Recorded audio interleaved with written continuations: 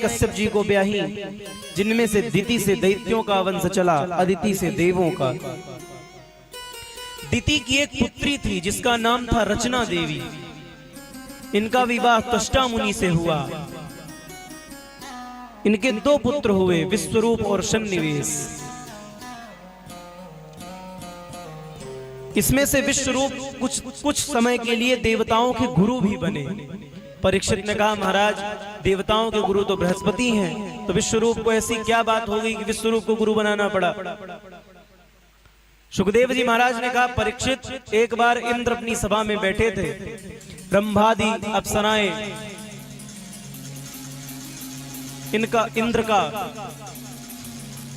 इंद्र की सेवा में रत थी। तब तक देवगुरु बृहस्पति प्रवेश कर गए।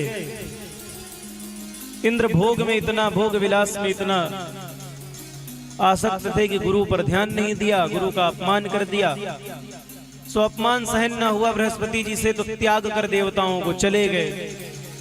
अब बिना गुरु के तो महाराज लाइन गलत हो जाती है। अगर जीवन में गुरु ना हो तो फिर तो लाइन गलत पकड़ ही लेगा बेटा। और एक गुरु ही है जो अपने शिष्य को डांट कर, मार कर, जबरदस्ती ही सही, अगर शिष्य बहकता है तो जबरदस्ती मार कर उसे लाइन पर ले आते हैं। तब देवताओं को भी भाई गुरु की आवश्यकता थी। तो कुछ समय के लिए विश्वरूप को ही, क्योंकि विश्वरूप की विद्वता बृहस्पति जी के समान थी, तो विश्वरूप को कुछ समय के लिए देवताओं ने गुरु बना लिया।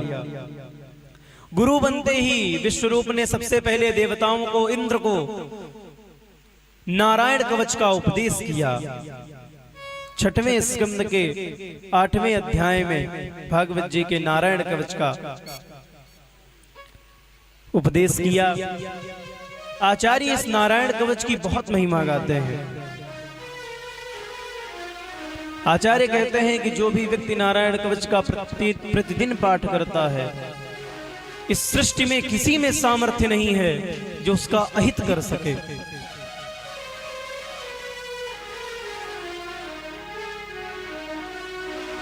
रोग से अत्यंत पीड़ित व्यक्ति जिसका उपचार ना हो रहा हो, आचार्य कहते हैं नारायण कवच का यदि वह पाठ करने लगे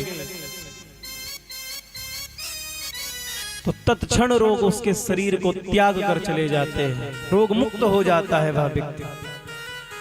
अद्भुत महिमा गाई नारायण कवच की। अब गुरु बन गए विश्वरूप, तो महाराज देवताओं से एक विशाल यज्ञ करने का आदेश दिया कि तुम्हारी शक्ति, देवा शक्ति बढ़ जाएगी।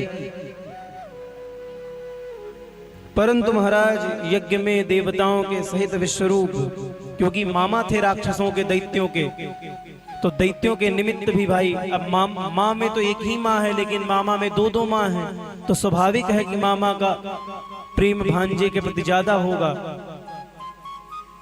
तो भांजे के लिए भी भाई विश्वरूप ने आहुति दे दी 2-4।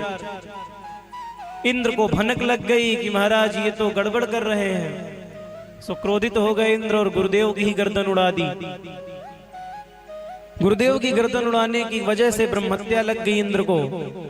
सो इंद्र ने उस ब्रह्महत्या को 4 भागों में विभाजित कर दिया। पहला भाग पृथ्वी को उसर के रूप में, दूसरा भाग वृक्षों को गोंद के रूप में, तीसरा जल को झाग के रूप में, और चौथा स्त्रियों को मासिक धर्म के रूप में। यह 4 भाग इंद्र ने ब्रह्महत्या के बांट दिए। इधर त्वष्टा मुनि को जब पता चला कि ये देवता एक तो मेरे पुत्र को पहले गुरु बनाया, उसके बाद मेरे ही पुत्र का वध कर दिया, सो पुत्र को के वध के कारण त्वष्टा मुनि नाराज हो गए और देवताओं को मारने के लिए यज्ञ करने लगे। यज्ञ में थोड़ी सी त्रुटि हो गई, सो वृत्तासुर प्रकट हो गया।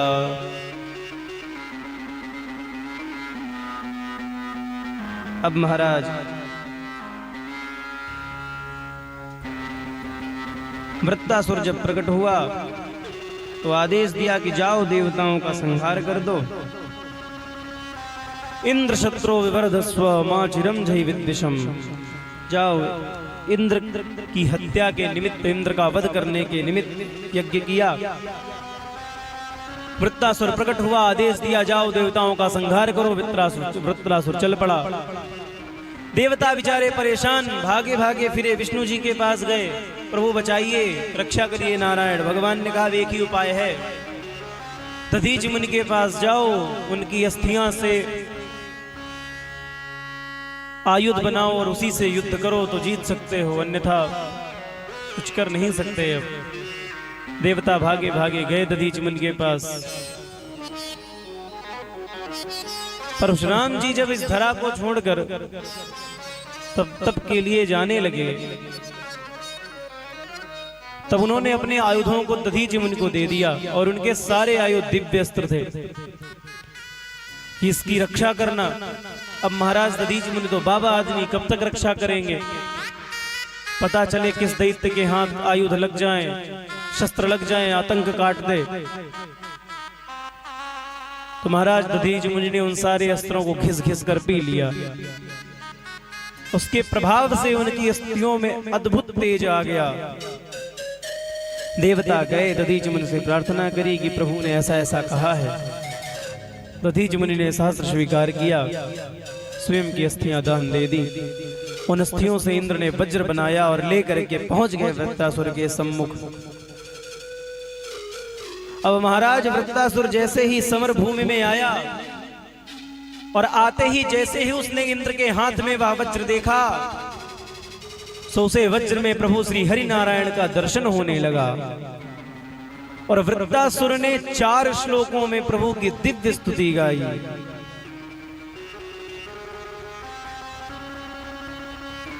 अहं हरे तव पादैकमूल दासानुदासो भवितास्मि भूयः मनः स्मरेता सुपतेर्गुणास्ते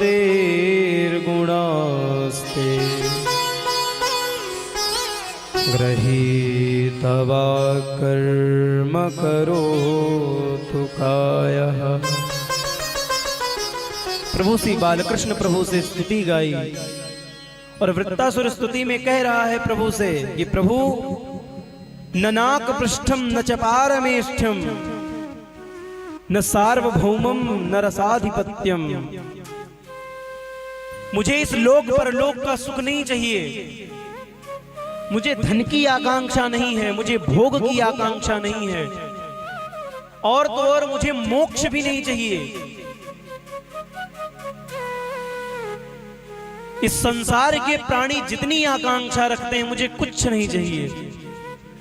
योगी जन जो आकांक्षा रखते हैं मोक्ष की, आपको प्राप्त कर लेने की, वो भी नहीं चाहिए। तो महाराज फिर चाहिए क्या?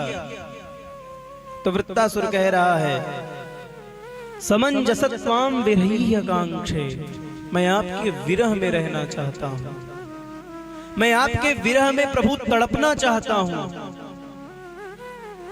किस प्रकार तड़पना चाहता हूं? तो बता रहा है अजात पक्षा इव मातरम खगा। जिस प्रकार घोंसले में बैठा पक्षी का पुत्र, छोटे जो बच्चे हैं पक्षी के, वे अपनी माँ को याद करते हैं कि मेरी माँ कब आएगी, और स्तन्यम यथावत सतरां क्षुधार्ता। जिस प्रकार एक बछड़ा अपनी वन में चरने गई गौ माँ के लिए परेशान होता है कि कब मेरी माँ आएगी और कब मैं दुग्ध पान करूंगा। और तीसरा उदाहरण दिया प्रियम प्रियेव व्युषितम विषण्णा। जिस प्रकार परदेश गए अपने प्रिय के लिए एक प्रेमिका पूर्णिमा की रात को तड़पती है, जिस प्रकार अपनी प्रेमी के लिए एक प्रेमिका तड़पती है उसकी यादों में, हे प्रभु हे श्याम सुंदर, मैं उसी प्रकार आपकी यादों में तड़पना चाहता हूं, मैं सदैव आपकी यादों में रहना चाहता हूं। इस प्रकार जब महाराज इंद्र ने सुना तो सारे होश उड़ गए।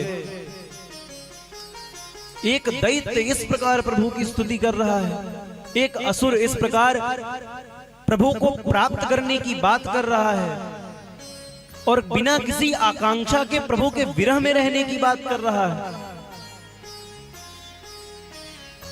इंद्र के होश उड़ गए, हाथ जोड़ लिया और बोलने लगे, अहो दानव सिद्धोसी यस्य ते मतिरीदृशी भक्तः सर्वात्मनात्मानं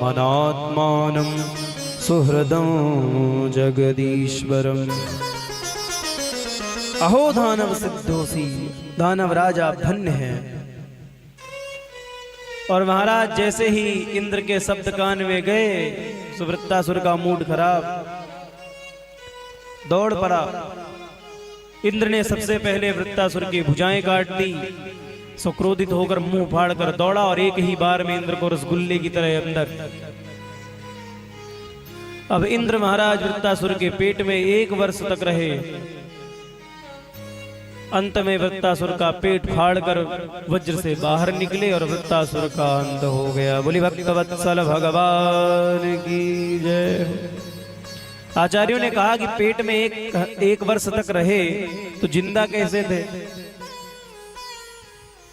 सुखदेव जी महाराज कहते हैं, परीक्षित थोड़ा सा पीछे आओ। विश्वरूप ने इंद्र को नारायण कवच का उपदेश दिया था, तो मानो वृत्तासुर की यह कथा उसी नारायण कवच के महात्म्य की कथा हो। मानो इस कथा से हमें नारायण कवच की महत्ता का ज्ञान होता है। नारायण कवच के प्रभाव से इंद्र की रक्षा हुई और अंततः इंद्र ने प्रभु की कृपा से वृत्तासुर का संहार कर दिया। पुनः पूछने पर कि वृत्तासुर था कौन, तो बताया ये चित्रकेतु नाम के राजा थे।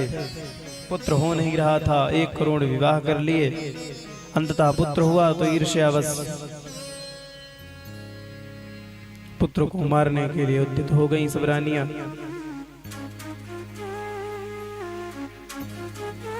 अब ये पुत्र कौन था, तो कुछ आचार्य भाव देते हैं कि इस पुत्र ने इन 1 करोड़ रानियां, ये चींटियां थी, इनको जला दिया, तो इस जन्म में रानियां हुई और इन्होंने पुत्र को संहार किया। अंततः जब पुत्र प्राप्ति को उद्यत हुए तो पुत्र ने ही धर्म उपदेश दिए। स्वंगिरा ऋषि से संकर्षण मंत्र का दीक्षा ली चित्रकेतु ने, जिसके प्रभाव से देवत्व को प्राप्त हुए। एक दिन ये शिव के दर्शन को जा रहे थे, सो भगवान शिव ने अपनी गोद में भगवती राजराजेश्वरी परांबा को बैठा रखा था और शनकादिक ऋषियों को उपदेश दे रहे थे। देखकर हास परिहास करने लगे, मजाक उड़ाने लगे चित्रकेतु। सो माता ने श्राप दे दिया, हत पापी आसीम योनि आसुरी यही दुर्मते। हे दुर्मति, मूर्ख, आसुरी बुद्धि होने के कारण जाओ, मैं तुम्हें श्राप देती हूं, तुम असुर हो जाओ।